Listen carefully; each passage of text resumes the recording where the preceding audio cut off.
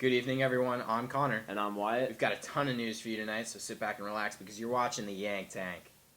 Well, Wyatt, I think we definitely have to start off with the season opener of the MLS. It was a great weekend. Great weekend finally comes to MLS. Everybody in America is obviously really excited about that. Great games throughout the weekend. Amazing. Why don't you elaborate A that? ton of great games. My favorite would have to be Orlando City versus New York City. Really? Two new franchises playing in a huge stadium with a sellout crowd of over 60,000 people, most of them garnered in the purple of Orlando City. However, it was an excellent game. New York definitely showed that they know what they're doing. Mixed Diskerud coming in from Norway, an American international, excellent on the ball. He made so many great passes. Him and Grabavoy, the midfielder coming in from Real Salt Lake to New York City, I think connected very well, and I think they're going to be a match that's going to do great things in New York City. David Villa did not have the best game of his life, but he still made his presence known with an assist to Mixed Diskerud, starting the game off 1-0 New York City. And then in the late minutes of stoppage time, Kaká had a free kick that deflected into the net, saving Orlando City's point.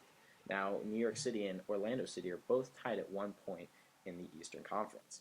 Now, moving into the West, though, I think we can all agree Seattle Sounders are going to be the best team, I think, at the end of the season, winning the West. Don't hit me with that, man.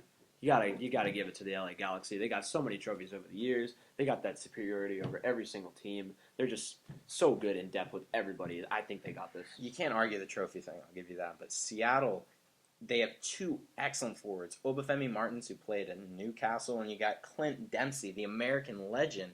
They connected so well, the passing between them, the shots, the assists that they give each other. They're just a match to be made in heaven. They're excellent. I would love having both of them on my team. I don't know. I think if you really look into the depths of the LA Galaxy, you kind of find that they got those really, really good players. You got Robbie Keane, you got Juninho, you got the new signing, Jose Villarreal, you got Giazzi Zardes, and the new signing coming in this summer, Stevie G from Anfield.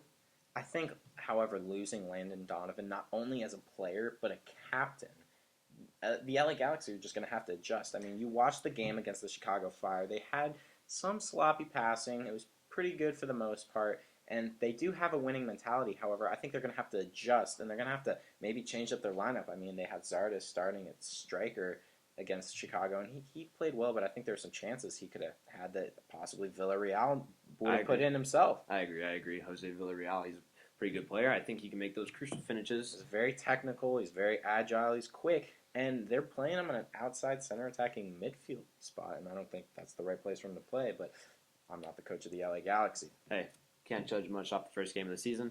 They're going to do really well, bottom line. Well, I don't think you can argue the LA Galaxy will have a winning season. If you want to talk about the MLS as a whole, though, my prediction is that Toronto could be taking it all this season. Toronto, excellent team. They're bringing in Josie from Sunderland, who's an American man himself. Had 2 goals in this game. Excellent. It was a pretty good game. Excellent goals. And then you also got Sebastian Giovinco, the Italian, who's assisting Josie, and he's definitely known for his talents, his quickness on the ball. He's definitely a great addition to their team. And then you got center mid Michael Bradley, who he's proven himself in Rome with Roma. And I just honestly think Toronto is going to be so stacked. And I think playing in a weaker East, although the East is very strong, I give you, with the Revs, with Jermaine Jones and Lee Wynn, I think Toronto will have an easier time winning the East. And then when it comes down to it, I think they can win it all if they do so. But remember, this is the first week, and these are only predictions. You can't really base off much from just 1 week. So I definitely can't wait till next week to see how our predictions turn out. Now moving into some English football, QPR loses again at home to Tottenham. Yeah. Your favorite team. Well, QPR did say they had an issue with conceding late goals at home, and that's why they were losing so much. But I mean, I just don't understand, though. Tottenham, they've been on a roll lately. They're coming close to my Reds. I'm a little nervous. Harry Kane is, the 3rd highest goal scorer in the BPL? What's going on? I think so. He's amazingly informed. What else can you say? He's the White Pele. White Pele, that's a funny one. We'll definitely see how Tottenham does later on. Now, speaking of England, wasn't the FA Cup? The FA Cup was this weekend. Yeah, why don't we bring in our Chelsea correspondents, because they know so much about the 2015 FA Cup. Isn't that right? They don't. So we got our Chelsea fans here with us, Andrew and Albert Einstein. Good evening. Good evening. Can you elaborate on the FA Cup that you guys are not in? Well, you know what? As I've said before, it's a good thing because we're playing PSG on Wednesday. So thankfully we've got a little bit of time to rest and get ready for the big game in the Champions League on Wednesday, our home match against Paris Saint-Germain, where hopefully we'll do what we did last year and win and go through to the next round. They did come out and say that revenge is a dish best served 1 year later, and I think they can make it happen. Well, that's not Well, exactly I how think the they can saying make it goes. So I think they're just trying to make up for their poor performance in the first game. We will see next week. We'll see next week for sure. But FA Cup was a bit of a disappointment in my opinion. You know, we had Bradford and Reading at a goalless draw. We had Liverpool and Blackburn goalless draw. Aston Villa did win.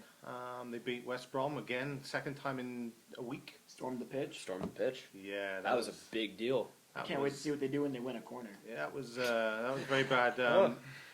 From what I understand, there was some scary moments for Fabian Delph, the Aston Villa player. Said that he had his boot stolen. He was bitten by his own fans. So Crazy. you know the FA are going to be looking into that and really finding out where the problem lie. Yeah, they're going back to saying it should have been a 5:30 kickoff. That's a late kickoff in England, and with obviously a lot of pubs in and around the area and a local derby, wasn't a good idea. Bad planning, and the outcome wasn't good, unless you're a Villa fan.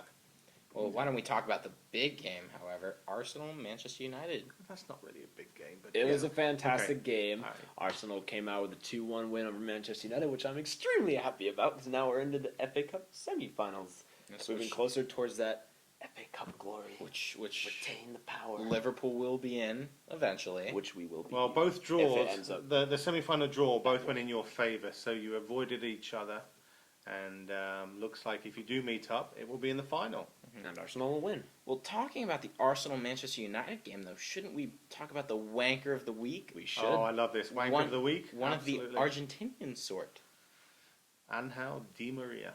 Agreed. Yes, our precious angel. Wanker of the week. I got some reasoning for this. Not the most influential man in the world right now. Not doing well at Manchester United at all. Got a little frustrated with a call. But you don't have to insult him like that. He played excellent at Real Madrid, and some players have a bit of a slow start adjusting to the Well, it Premiership. wasn't just that. You know, I'm not sure if you heard, but his house was robbed at gunpoint with his family inside. Are you serious? Yeah, so that was something where they're saying his slump in form has something related to that because, of course, his wife doesn't want to move back to the house. So they've been living in a hotel for the last few weeks, and Can't you blame know, them. there's some other things going on behind the scenes there. So life is not happy for Wanker of the Week, Angel Di Maria. But why is he a wanker this week? Oh, of course, yeah. Sorry, I'm not sure if anyone, if you didn't see this, he grabbed the referee's shirt after feigning another dive, another injury, as these Argentinians like to do.